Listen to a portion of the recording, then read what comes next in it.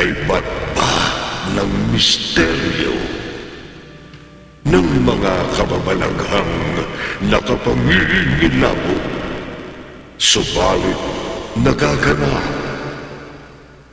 katulad ng pagbuhay sa mga patay dahil sa kapangyarihan ng kaputol na buto ng kalansay ng tao,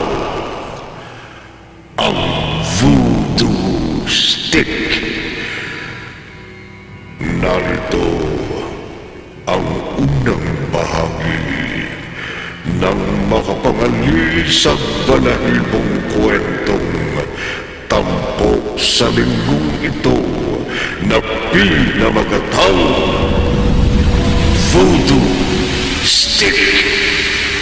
Sa isa na naman, Gabi ng Lagi!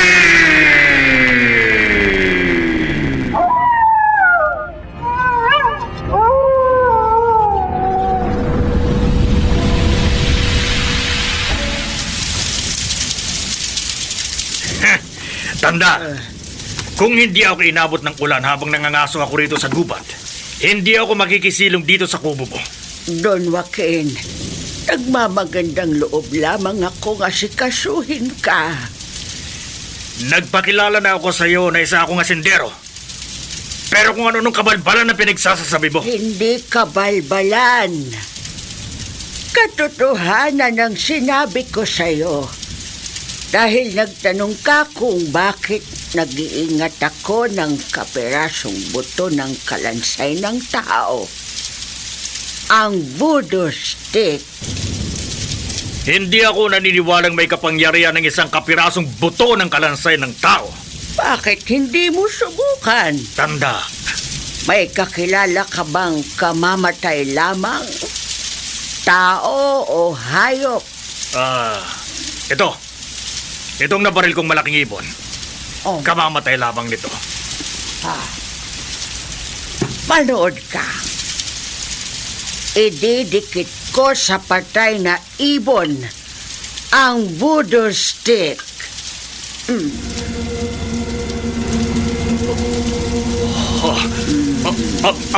Ang patay na ibon, unti-unting gumagalaw.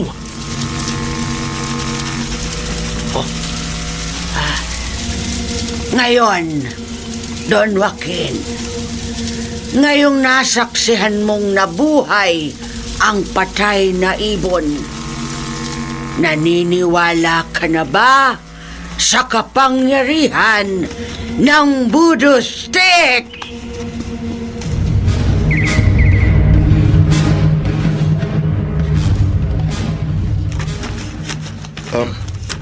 Don Joaquin, ba't kayo huminto sa paglakad? May nakalimutan ako, Ador. Doon sa kubo, sa gubat na sinilungan ko kaninang nagkahiwalay tayo. Dahil sa biglang pagbuhos ng malakas ng ulan.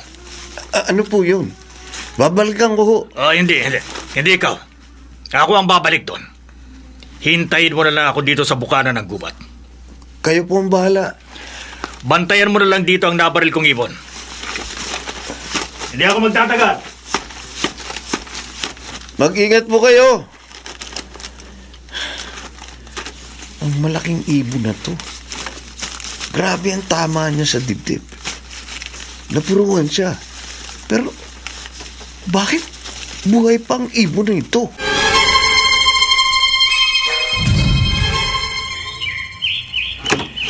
Tanda, Don Joaquin, bakit ka nagbalik? ikaw na rin ang nagsabi kanina na mahirap ang buhay mo dito sa gubat at nagsosolo ka rito. Totoo yun. Nabubuhay lamang ako sa mga hayop gubat at sa mga prutas at gulay na natatagpuan ko rito sa gubat. Maaari kang mabuhay na masagana sa kapatagan.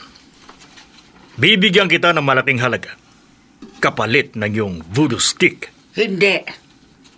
Hindi ko ipinagbibili ang kaputol na buto ng kalansay ng tao. Wala akong nagustuhan na hindi napasa akin. Oh, Ha?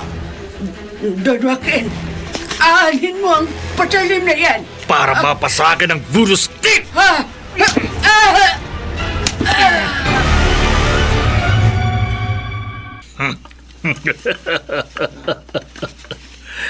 Walang saksi sa pagpatay ko sa matandang erbitanya sa gubat. Ako na ang nagmamay-ari dito sa kanyang voodoo stick. Ang kapirasong buto ng kalansay ng tao na nakakabuhay ng patay. Don Joaquin, Tuloy! Bukas ang pinto. Don Joaquin, Siguruhin mong may saysayan sasabihin mo, Ador. Alam mo ngayokong iisturbuhin ako nang walang kabuluhan. may mga tao po sa labas ng mansyon. Mga tauhan niyo po sa sakada. Gusto raw po nila kayo makausap. Mga galit po sila. Mga galit? Halika nga, halika. Oh, oh.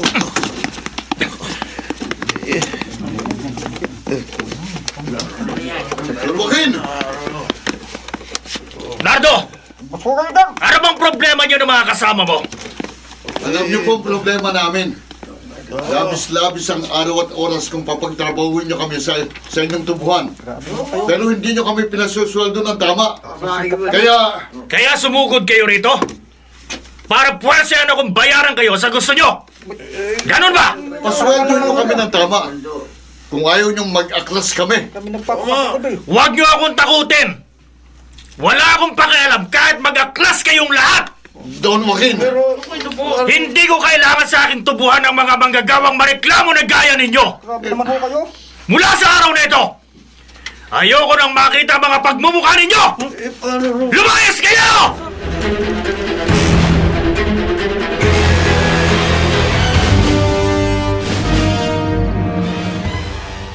Nay, may sakit po ba si Itay? Wala, Isabel. Bakit po pag-uwi niya kanina matamlay siya? Galing ang itay mo sa asyenda. Kasama ng iba pang trabahador sa tubuhan. Pinausap daw nila si Don Joaquin. At nagreklamo sa matagal ng kulang na pasweldo sa kanila. Pero hindi raw maganda ang kanilang naging pag-uusap. Hindi po maganda? Pinalayas daw ni Don Joaquin ang lahat ng manggagawa sa tubuhan. Kasama doon ng itay mo. Ang ibig niyo pong sabihin, wala na pong trabaho ang Itay? Oo. Kaya malungkot siya. Nay, magtatrabaho na po ako. Ayaw ng itay mo na magkasambahay ka. Pwede naman po ako mamasukang tendera ng mga damit sa palengke. May plano na ang itay mo. Ano pong... Bukas na bukas daw. Maghahawan siya ng bakanting kaingin. At magtatanim siya ng kahit ano para may ikabuhay tayo. Kawawa naman po ang Itay. Mas gusto raw niyang mahirapan sa pagtatrabaho kaysa inaargabyado.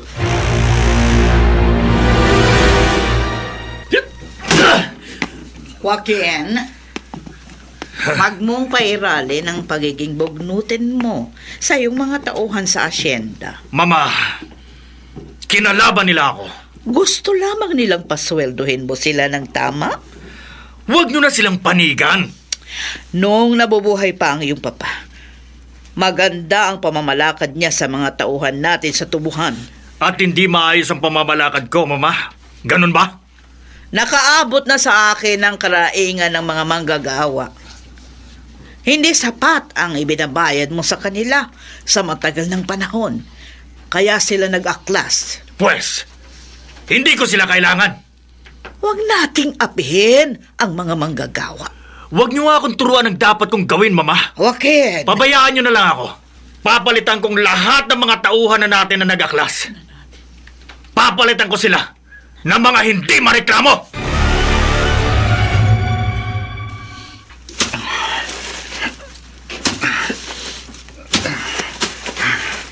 Masyadong madawag dito sa bakanting kaingin. Nardo! Ay, Nardo! narito ako, Tinay! Hindi kita makita sa taas ng mga talahib. Pupunta ako riyan. Huwag na! Pinagdala kita ng merienda nilagang kamoting kahoy. Ako na lang ang lalapit sa kanyang tatayuan mo. Masyadong masukal dito.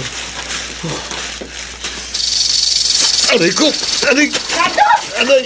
Bakit? Natuklaw ako ng ahas sa binti. Ha? Ano ka? Ahas? Ayun o. Mabilis na gumapang palayo matapos akong tuklawin. Nardo, kailangan magpagamot ka sa doktor. Naku, makamandag yatang ahas na nakatuklaw sa akin, Inay. Ano ka? Diyos ko! Nangihi na ako. Nagdidilim ang panay.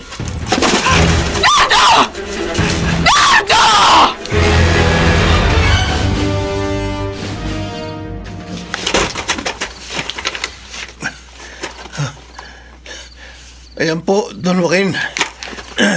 Nasunod ko na po ang utos nyo. Nakuha ko na po sa libingan ng bangkay ni Nardo. Magaling. Magaling, Ador. Maaasahan ka talagang katiwala.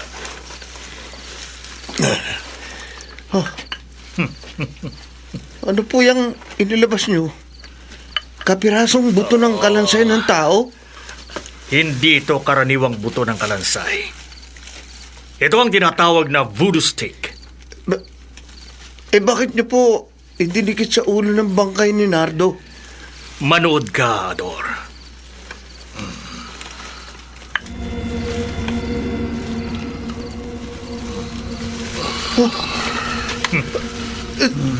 Don Joaquin, unti-unti pong dumilat at gumalaw ang bangkay ni Nardo.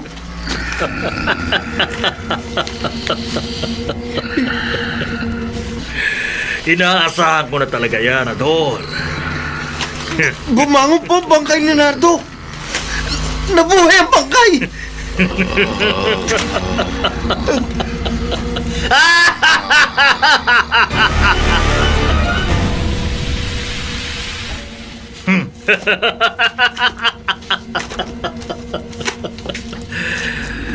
Ganyan nga, Nardo.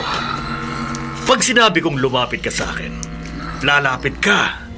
At anumang iutos ko sa'yo, gagawin mo. Ha? Opo, Don Joaquin. Magaling.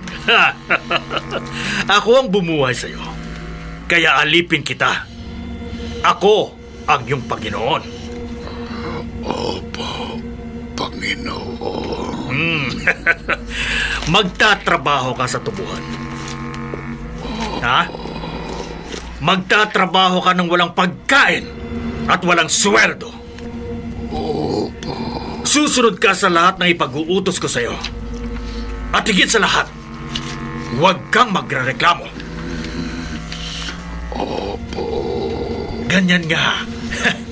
At kapag hindi mo ako sinunod, kapag nagreklamo ka, kahit isa ka ng bangkay na nabuhay, parurusahan kita!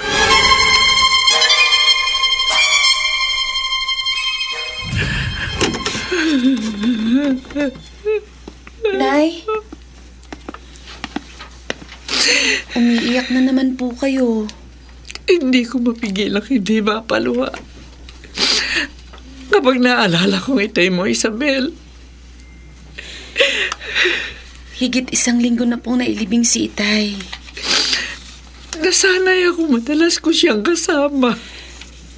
Nay, tanggapin niyo na pong wala na ang Itay. Kayo rin po ang masasaktan sa ginagawa niyo. Wala na po ang Itay. Pero halos araw-araw, paulit-ulit niyo pa rin inaayos ang kanyang mga damit sa aparador. Ilalabas niyo tapos titiklupin. Nakasanayan ko kasing gawin ito. Kapag hindi niyo po tinanggap na wala na ang Itay, kayo rin po ang mahihirapan. Baka magkasakit po kayo. Napakasakit sa akin ng pagkawala ng tatay mo. Inay, alam ko. Pareho lang naman po tayong nasaktan eh. Mahal na mahal ko si Nardo. Pareho lang po tayo nagmamahal kay Itay. Masakit din po sa akin ang pagkawala niya. Pero kailangan po nating magpakatatag. Magpatuloy sa buhay. Magtulungan. Kahit wala na po ang Itay. Oo. Oo, anak. Susundin kita. Magpapakatatag ako. Magtutulungan tayo. Kahit tayo na lang ang magkasama sa buhay. Maliwanag ang utos ko sa iyo, Ador. Gamitin mong utak mo at yung laki ng pangangatawan mo. Opo, Don Joaquin. Gagawin natin sa ibang ginawa kong pagbuhay sa bangkay ni Nardo. Kaya bawat mabalitaan mong kalilibing lamang na lalaki sa sementeryo, hukayin mo. Susundin ko po kayo. Dapat! Dahil kapag sinuway mo ako, madali ako makahanap ng kapalit mo. Oh, Sige na, lakad na.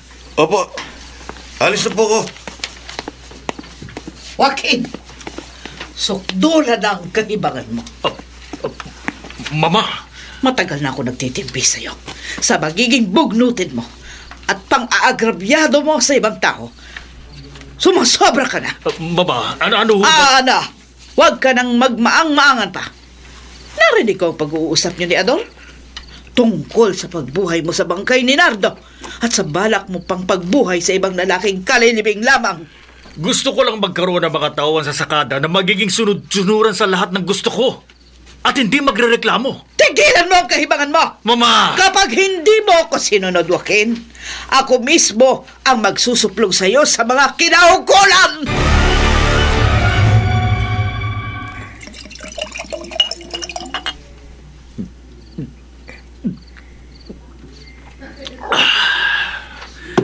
Uminom ka rin, Ador. Salamat po, Don Joaquin. Magandang balita ang dala mo. May lalaking pinaglalamayan sa kabilang barangay. Ayon po sa napagtanungan ko, sa Makalawa raw po ang libing ng bangkay. O ganoon, alam mo na ang dapat mong gawin. Opo, huhukayin ko ang libingan at dadalhin ko ang bangkay sa inyo. Pararabihin natin ang mga bangkay ng lalaki na bubuhayin ko para pagtrabahuhin sa tubuhan. Maganda nga po ang plano nyo. Kahit maghapon at magdamag magtrabaho ang mga nabuhay na bangkay, wala kayong babayaran ni isa sa kanila. Kahit sinong mamatay, kaya kong buhayin sa pamamagitan ng voodoo stick. Ano po ang problema nyo, Don Joaquin? Problema ko? Sa tagal ko pong ng paglilingkod sa inyo bilang inyong katiwala, kabisado ko na po kayo eh. Umiinom lamang kayo kapag may gumugulo sa isipan ninyo.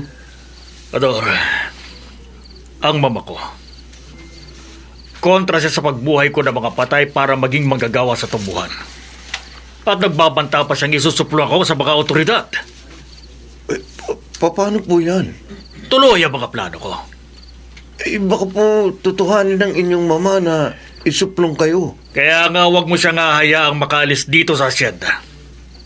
Don Joaquin, Ipapuputol ko rin ang linya ng telepono sa mansyon para siguradong hindi maging sagabal ang mama ko sa gagawin kong pagbuhay sa mga patay sa kapangyarihan ng voodoo stick.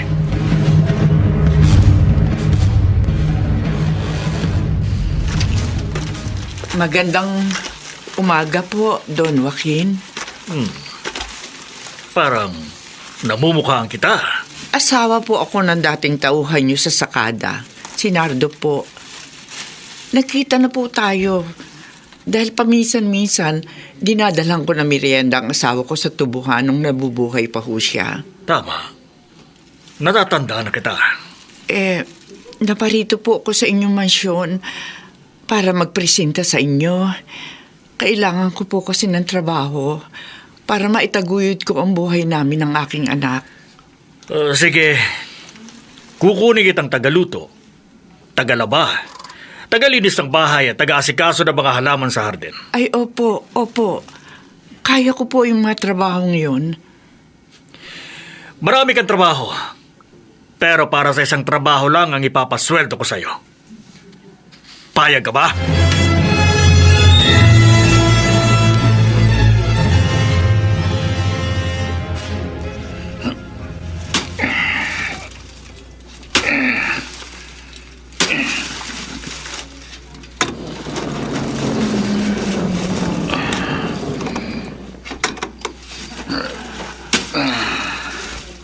Magaling, Nardo! Magaling! Don Joaquin. Kahit malalim na ang gabi, patuloy ka pa rin nagtatrabaho dito sa tubuhan. Kahit wala po kayong utos, sinusunod ko kayo. Dapat! Para hindi mo matikman ang galit ko. Ador! Ador! Palabasin mo nga kasama natin. Opo. Palapitin mo rito. Opo. Nardo, magmula ngayon, siyang makakasama mo sa pagtatrabaho dito. Opo. Umulan o umaraw, maghapon at magdamag kayong magtatrabaho. Opo. Tandaan ninyo, utang nyo sa akin ang inyong buhay. Mga alipin ko kayong lahat. Ako ang inyong Panginoon. Kaya susundin nyo ako. Magtatrabaho kayo ng magtatrabaho ng walang kain at walang sweldo. Ha?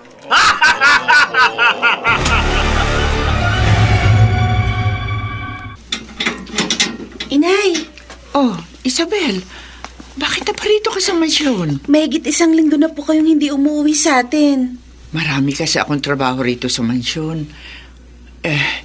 Natanggap mo ba yung perang ipinadala ko sa'yo kahapon sa katiwala ni Don Joaquin? Ay, opo. Natanggap ko po.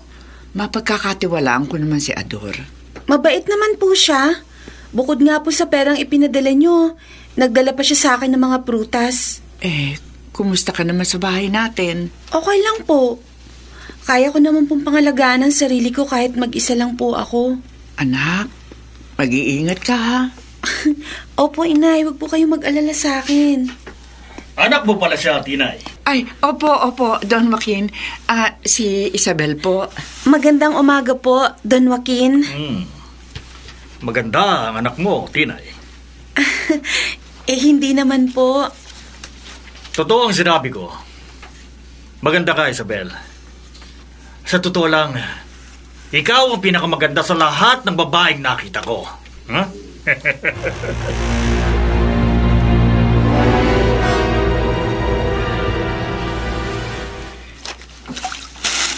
Nagtataka naman ako kay Don Joaquin. Ang sabi niya, alagaan ko mabuti ang lahat ng mga halaman. Pero pinagbawalan niya akong lumapit dito sa lumang bodega sa likod ng mansyon. May ilang halaman din naman sa tabi ng bodega na dapat diligin. At ang isa pang pinagtataka ko, may ilang lalaking lumalabas at pumapasok sa bodega. Nakasuot sila ng puti, pero marumi, at may mga sira ang damit nila. Mabagal ang kanilang mga pagkilos at pagakbang. At lahat sila hindi kumikibo. Hindi sila nagtatagal sa bodega. At paglabas nila, diretso nang magtatrabaho sa tubuhan, sa araw, at pati yata hanggang gabi. Ano yun? Ang isang lalaking lumabas sa bodega? Hindi ako maaari magkamali. Kilala ko siya. Si Nardo yun. Paano napunta rito sa asyenda ang asawa ko? Patay na siya. Nailibing na namin siya. Paano siyang nabuhay?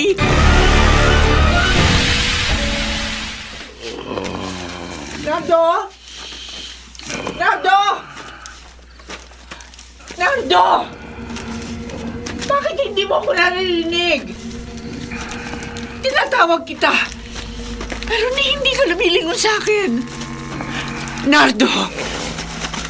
Nardo! Bitiwan mong braso ko. Pero asawa mo ko. Bakit parang hindi mo ako nakikilala? Ha? Nardo, tumingin ka sa akin. Magsabi ka ng totoo. Bakit ka nabuhay? Bakit? Tinay! Itiwan mo siya!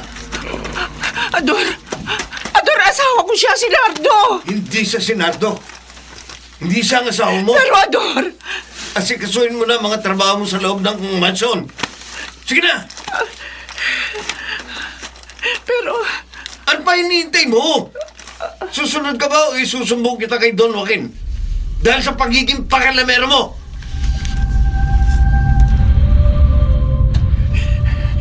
Isabel, Nay! halika. Dito tayo sa loob mag-usap, anak. Teka, bakit parang ligalig po kayo? Ang alam ko po, mahirap kayong makaalis sa asyenda sa dami ng mga trabaho nyo doon. Ano Sinamantala ko nangyari? umalis sa mansyon ni Don Joaquin para makauwi at makausap ka. Isabel, buhay ang itay mo. Ha? Buhay si Itay? Oo. Nakita ko siya sa asyenda. Nagtatrabaho siya sa sakada. Pero parang wala siya sa kanya sarili. Nay, Parang hindi niya ako nakikilala. Nay, parang hindi naman po kapaniwala. Maniwala ka sa akin, anak. Totoo ang sinasabi ko. Baka kahawig lang po ni Itay yung nakita nyo. Yun ang ignigiit ni Ador. Pero hindi ako naniniwala sa katiwala ni Don Joaquin. Anak, totoong nabuhay ang itay mo. At kung paano nangyari yun, yun ang aalamin ko. Nay, Hindi ako matatahimik hanggang hindi ko nalalaman ng totoo.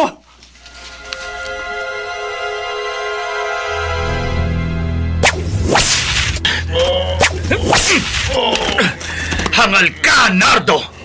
Hangal ka! Don Joaquin, puro late na po ang likod ni Nardo sa paghagupit niyo ng latigo. Pabayaan mo akong parusahan ng hangal na yan, Ador! Nardo, kinakalaban mo ako? Hindi po. Mahigpit kong ipinagbili sa'yo na huwag kang magpapakita at makikipag-usap kahit kanino! Bakit nagpakita ka at nakipag-usap sa asawa mo? Siya pong lapitan at kinausap ng kanyang asawa, Don Joaquin. Huwag kang sumabad kapag hindi kita kinakausap, Ador! Kung ayaw mong ikaw ang latiguin ko! Opo, hindi na po. Nardo, para magtanda ka, parurusahan kita ng gusto!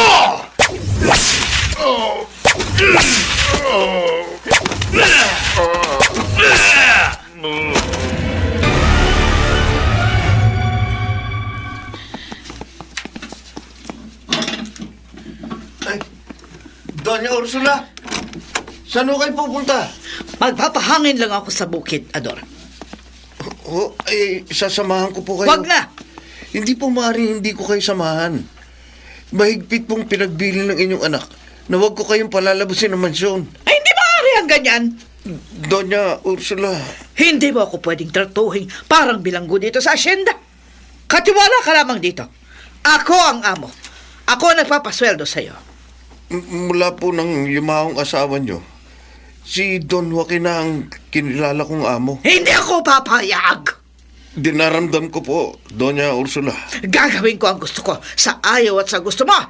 O sa gusto mo ng anak ko. Huwag po kayong magpilit.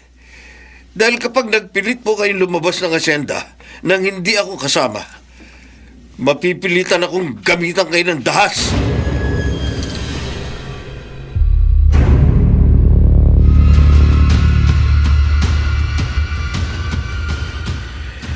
Isabel, para sa'yo. Don Joaquin, ano po ito? Buksan mo para makita mo. Quintas? Mamahalin ang alahas na yan na regalo ko sa'yo. Hindi ko po birthday. Masaya ako na mabigyan ka ng regalo, lalo ng taong katulad mo. Kinagigiliwan ko kapag dinalaw mo. Siguradong bagay na bagay sa'yo ang kwintas na ito. Halika, isusuot ko sa leto Ay, mo. huwag po. Huwag po. Tinatanggihan mo ba ang pagmamagandang loob ko sa'yo? Wala po ako maipapalit sa kabutihan nyo. Isabel, tatapatin na kita. Unang pagkakita ko pa lamang sa'yo, hindi ka na nabura sa isipan ko. Humanga na ako sa'yo. Umibig. Kaya handa akong ipagkaloob sa'yo ang lahat. Magbubuhay reyna ka sa asyenda. Sumangayong ka lamang na makaisang dibdib ko. Don Joaquin, dinaramdam ko po. Oh, Isabel? Hindi ko po matatanggap ang sinasabi nyo. Parang ama na po ang turing ko sa inyo.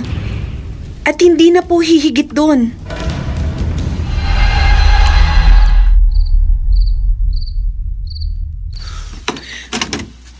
Mahigpit ang pagbabantay ni Ador sa akin. Hindi ako makalabas ng asyenda sa araw. Kaya ngayong gabi, ngayon ko isasagawa ang bala kong pag-alis dito sa mansyon. Aalis ako rito ng patakas para makapagsumbong sa mga otoridad at mahinto ng kaibangan ni Joaquin. Dapat lang magbukas ang ginagawa niyang pagbuhay sa mga patay para pagtrabahuhin sa tubuhan ng walang pagkain at walang sweldo. Ay, hindi ako maaari magdaan sa hagdan. Nakabantay si Ador sa sala. Dito ako dadaan sa beranda. Mataas ito. Pero may baging na maaari kong paglambitinan pababa sa lupa. Mabuti may baging ang puno sa tabi ng mansyon. Kaya lang, medyo malayo sa beranda. Aabutin ko na lang ang baging. Hindi ko maabot. Dito. Tutuntong ako sa ibabaw ng beranda. Ayan. Ngayon nakatungtong na ako. Pipilitin ko nang maabot ang baging. Nadulas ang paa ko. Nawalan ako ng panimbang. Mahuhulog ako sa lupa.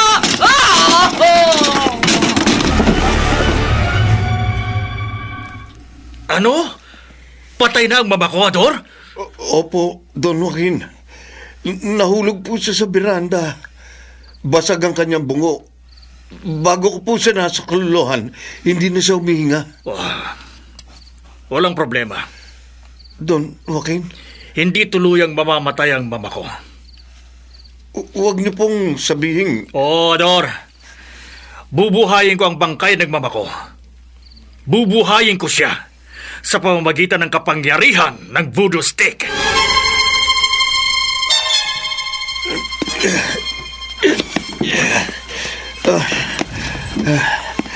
Ayan po, Don Joaquin. Naipasok ko na rito sa kanyang kwarto ang bangkay ni Doña Ursula at nailapag ko na sa kama. Sige na.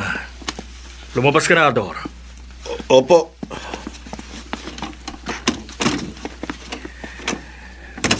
Ngayon, ilalabas ko ng voodoo stick.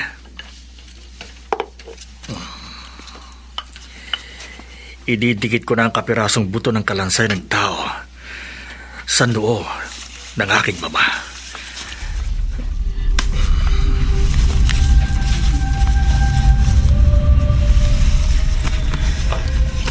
Bumangon ka, mama. Bangon!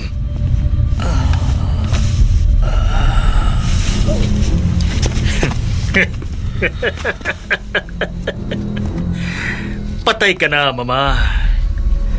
Nabuhay ka lamang muli dahil sa kapangyarihan ko. Kaya utang mo sa akin ang iyong buhay. Mula ngayon, alipin na kita. Aliping susunod sa lahat ng iuutos ko. At ako ang inyong Panginoon. Tawagin mo akong Panginoon. Panginoon.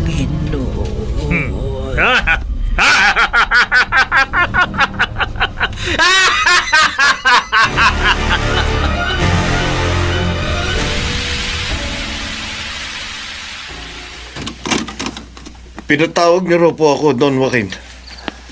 Pumasok ka, Ador. Opo. Tumayo ka! Opo.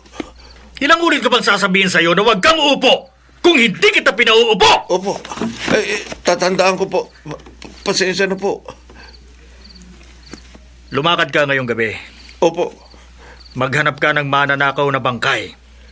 Wala pa po akong nabalita ang namatay sa ating barangay. Pues, sa ibang lugar, doon ka maghanap. Opo. Maghanap ka kahit saan. Kahit sa malayo. Wala akong pakialam. Basta sundin mo ang iniuutos ko sa'yo. Magnakaw ka ng bangkay ng lalaki na bago pa lamang naililibing.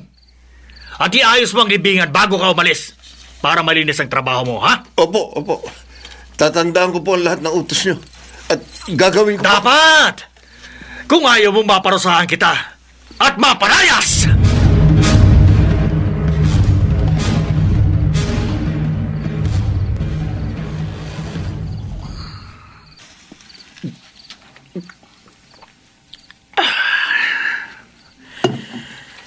Hindi mabura sa utak ko ang sinabi ni Isabel.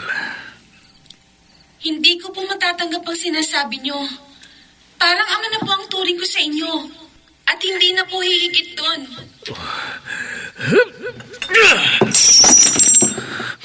Hindi ako papayag!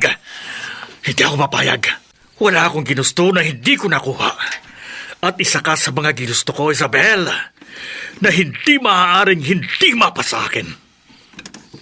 Sa ayaw at sa gusto mo, magiging maamo ka sa akin. Sa kapangyarihan ng voodoo stick. Ito, ang kapirasong buto ng kalansay ng taong ito. Ito ang makakatulong sa akin para mapasa akin si Isabel. Para maging alipin ko siya na maging sunod-sunuran sa lahat ng gusto ko. Pero bago mangyari yon, bago ko maging alipin si Isabel at kilalanin niya akong Panginoon, ang dapat sa kanya ay mamatay muna para muli kong buhayin.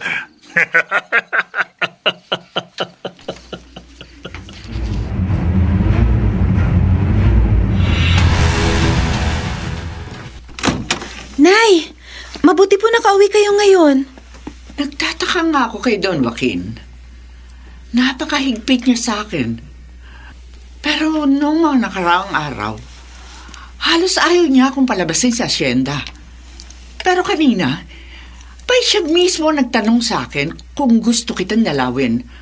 At bukas na raw ako magbalik sa mansyon. Tamang-tama po. Makakasama ko kayong magdamag. Mapag-uusapan natin ang dapat nating gawin. Tungkol po dun sa sinabi niyong nabuhay uli si Itay at nagtatrabaho sa asyenda. Mula nung una ko siya nakita, hindi ko na siya nakitang muli, anak. Ho? Pero maghihintay ako ng magandang pagkakataon. Hanapin ko ang Itay mo, kakausapin ko. At gaya po ninyo, kikilos din ako, Inay. Tahim ko rin po nga hanapin si Itay sa asyenda. Huh? Ano yun? Oh, parang putok ng baril.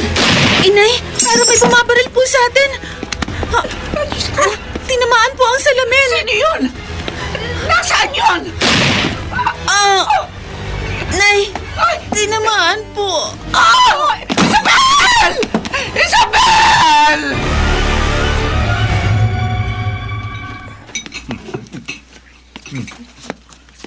Don Joaquin, Balitador. balita ko po. Ngayong araw ang libing kay Isabel. Bakit ka napapailing? Naaawa lang po ako kay Isabel. Don Joaquin. Huwag kang maawa kahit kanino. Opo. Baka yan ang magpahamak sa atin. Hindi na po. Paggalibing kay Isabel, hukayin mo kaagad ang kanyang bangkay. Opo. Dalhin mo sa akin ang bangkay niya. Opo. At bubuhayin ko si Isabel. Bubuhayin ko siya upang anumang oras na naising ko na maangkin siya, magagawa ko. Maangkin ko ang kanyang katawan!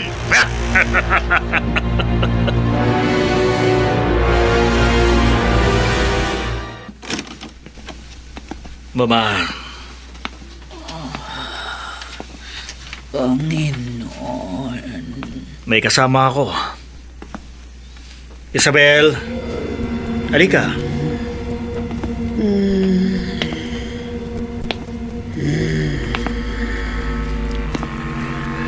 Mula sa oras na ito, dito ka na mamamalagi sa kwarto ng mama ko.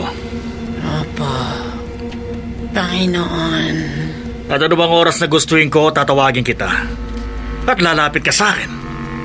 Susundin mo ang anumang ipag-uutos ko sa'yo.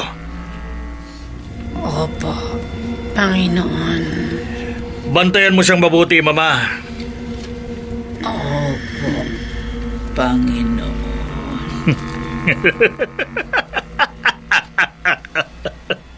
Ganyan nga. Panginoon, yan ang laging itatawag niyo sa akin.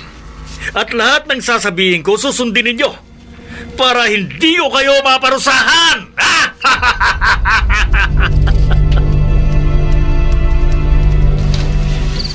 Naninibago ako kay Don Joaquin.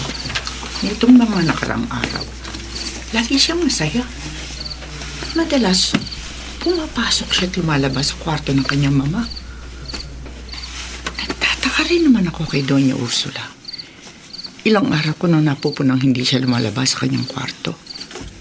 Hindi na siya kumakain. Pagdadalang ko naman ng pagkain sa kanyang kwarto, pinipigil na ako ni Don Joaquin. Teka nga. Silipin po kaya sandali si Doña Ursula sa kanyang kwarto. Hindi naman malalaman ni Don Joaquin na sinuway ko ang mahigpit na biling niya. Na wag akong papasok sa kwarto ng kanyang mama. Sasamantalahin ko na sa tubuhan siya. Doña Ursula? Doña Ursula? Oh, nakalakang pinto. Baka natutulog si Doña Ursula. Teka, may mga yabag sa kwarto na papalapit. May magbubukas ng pinto. Doña Ursula, sino itong nagbukas ng pinto? Isabel! Gaga ka, Tinay! Gaga ka! Bakit sinuway mo ang bilin ko? Bakit po nasa kwarto ng mama niyo si Isabel?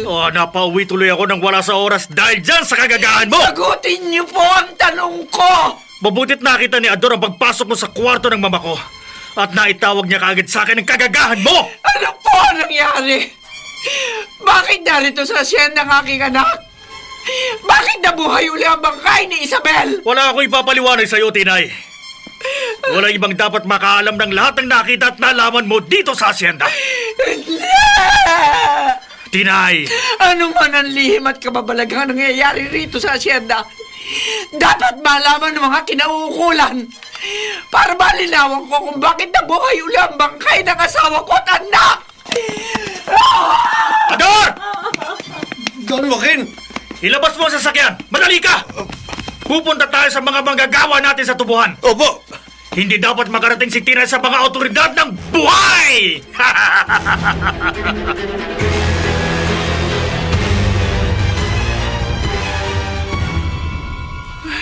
Hindi na ako babalik sa asyenda. Hindi kaya ng dibdib ko ang mga kakilakilabot na nangyayari sa mansyon. Nagagawa ni Don Joaquin. Ay, gumagalaw sa likod ng malaking bato na madadaanan ko. Ano to mga humarang sa daraanan ko? Mga lalaki na kaputi. Mga marurumi at sira mga damit. Mga zombies! Mga nabuhay na bangkay! Papalapit sa akin! Pinaliligiran ako! Aatakihin ako! Aatakihin ako ng mga nabuhay na bangkay!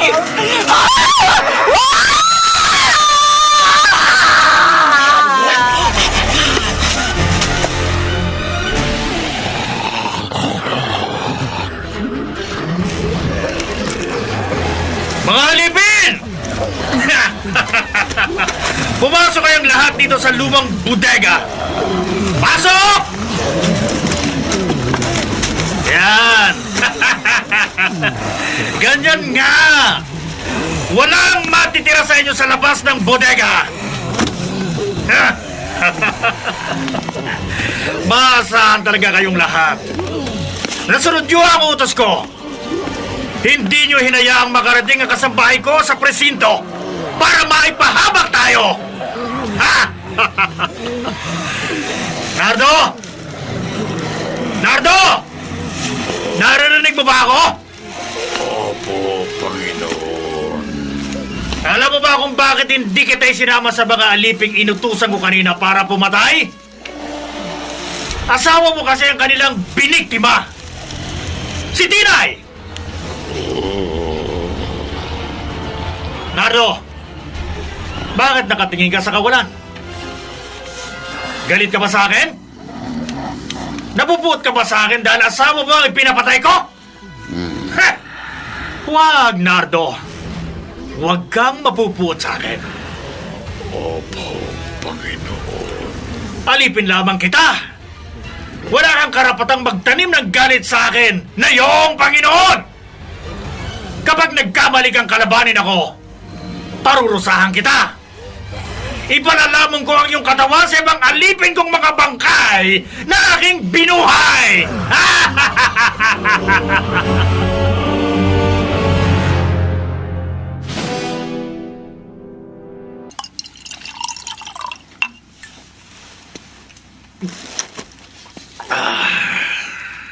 Don Joaquin, may iutos po ba kayo sa akin? Hangal!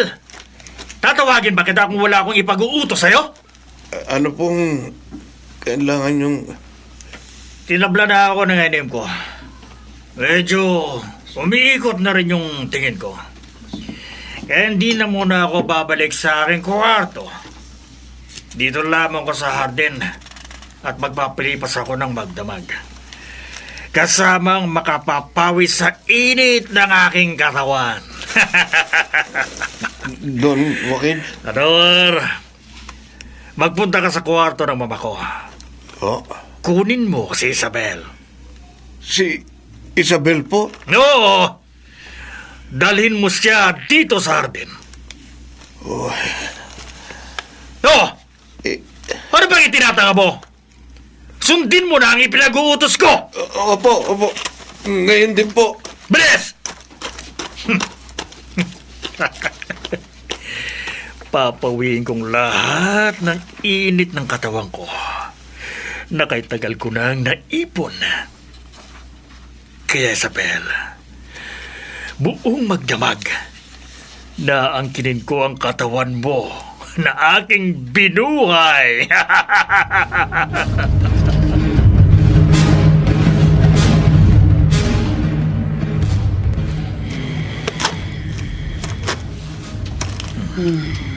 Don Joaquin, narito na po si Isabel. Sige na, iyon mo na kami, Ador. Opo. Oh, Isabel. Aking Isabel.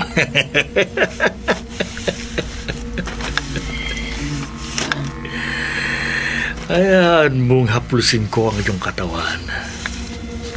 At hayaan mong hubarang kita. Yayakapin at hagkan.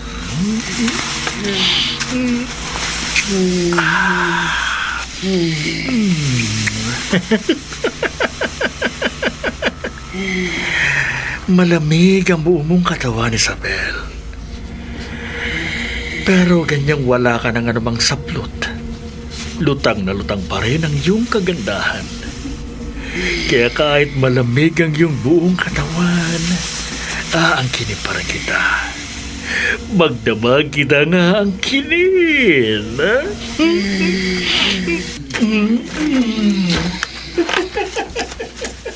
Sobra ng kabuhungan mo, Don Joaquin. Labis-labis lang yung kabuktutan. Oh, Isabel. Isabel.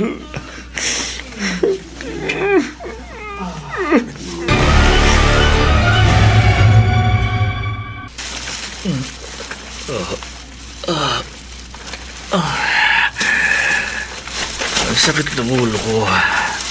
Kumikirot. Sa sobrang kalasingan ko, nakatulog pala ako dito sa hardin. ang voodoo stick. Hindi ko makapasa bulsa ng jacket ko. Saan napunta ang kapirasong kalansay ng tao na iniingatan ko? At si Isabel, natatandaan ko, nakatulog akong katabi ko siya. Nasaan siya? Isabel! Isabel!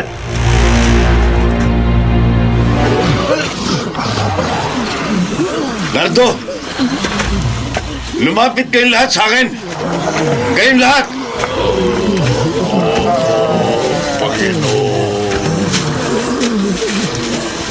Ganyan nga. Tawagin niyo akong Panginoon. Dahil ako na ang may hawak ng voodoo stick. Ako na ang inyong Panginoon. Magtipong kayo lahat, mga nabuhay na bangkay. At susundin niyo ang utos ko. Tatapusin niyo sa gabing ito ang kabuhungan ni Don Joaquin. Wawakasan niyo ang kanyang buhay!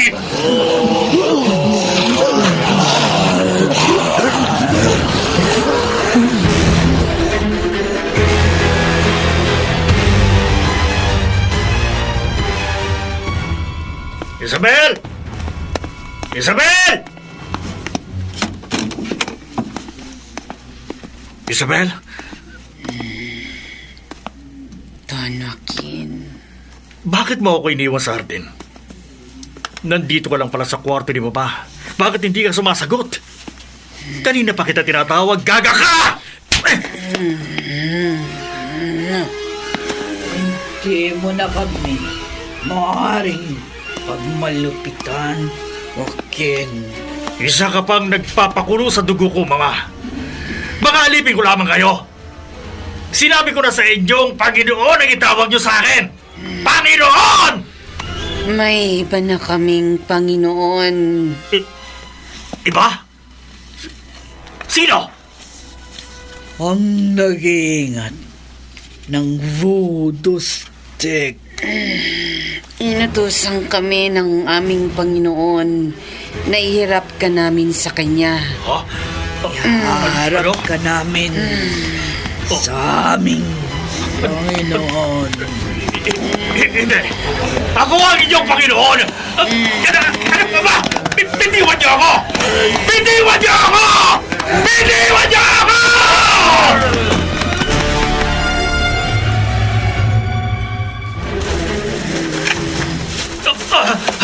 Bitiwan niyo ako!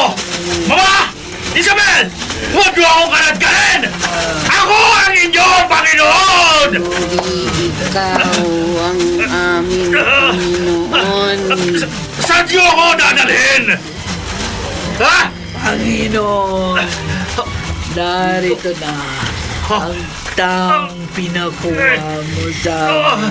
Ano ba? Magaling! Doon niya Ursula. Isabel, Ador? Ikaw? ako nga, Don Joaquin. Ako na ang nag-iingat ng voodoo stick. Kaya ako na ang Panginoon ng mga bangkay na iyong binuhay. Magnanakaw ka! Magnanakaw ka, Ador! Ibalik mo sa akin ang voodoo stick! Hindi na ito kailanman mapapasa kamay mo. Alam na ng mga nabuhay na bangkay ang utos ko sa kanila. Ador! Bakit pinaliligiran ako ng mga nabuhay na bangkay? Pagpipira-pirasuhin nila ang buong katawan mo, Don Joaquin. Lalamunin ka nila. Papatayin ka nila.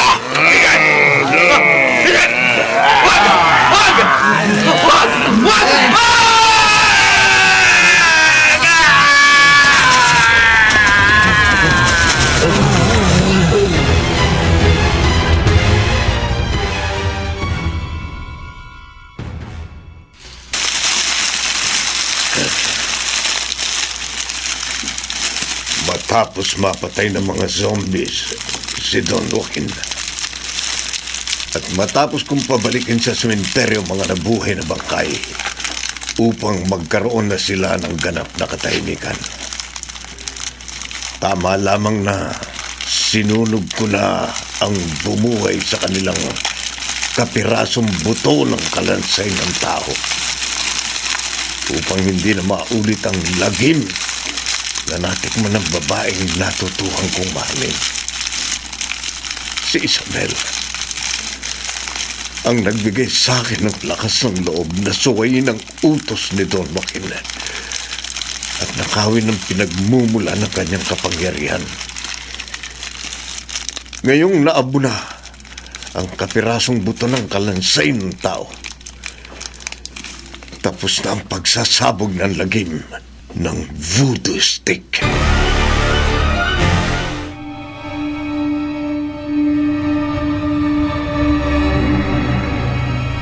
Hindi matatawaran ang bagsit na taglay na kapangyarihan ng voodoo stick.